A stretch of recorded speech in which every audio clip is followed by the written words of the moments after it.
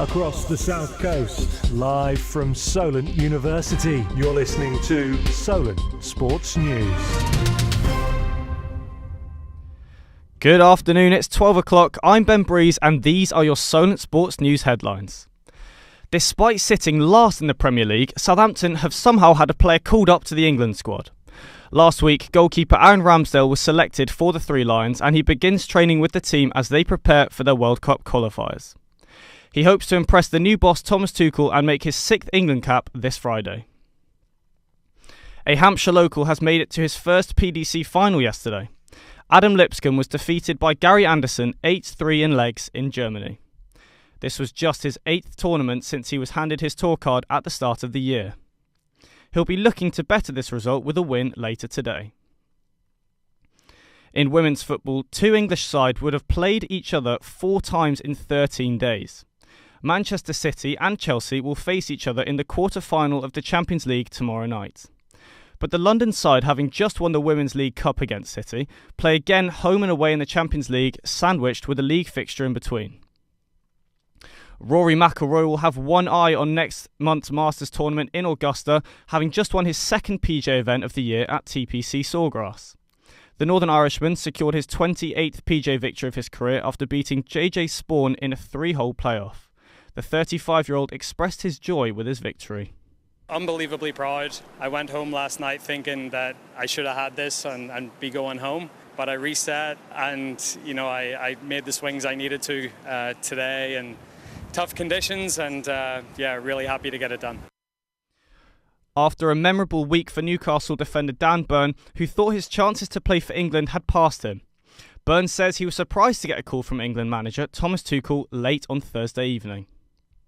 He said I was very unprofessional for not being in bed for 10 o'clock, so I apologise for that. And then he said that he had been ringing everyone who hadn't made the squad, so again, I didn't think I was making it. And he just said he needed to sort of end the day on a good note and that he wanted us to be in the squad.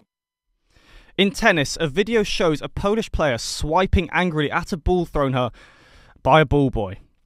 Iga Swiatek has revealed that she is not proud of the way that she took out her frustration on a ball boy during her Indian Wells semi-final loss to Mira Andreeva.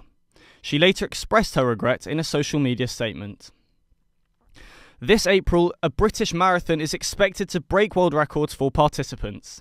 The London Marathon, looking to surpass the current record, which is set by the New York Marathon, is coming this April. 56,000 racers are expected to run the race, exceeding the 55,500 placed by the Americans. Amazingly though, 840,000 people applied, but only 56,000 will collect their race bibs. Current USA head coach Mauricio Pochettino has revealed that he'd love to make a return to a former football club. 6 years after being sacked by Tottenham Hotspur, Pochettino hinted that he would love to return to the club one day.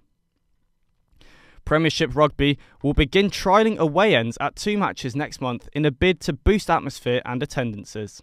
Fans will be given the option to segregate themselves in a designated block. The league's governing body are saying that they are taking advice from players who relish playing in front of a vibrant atmosphere.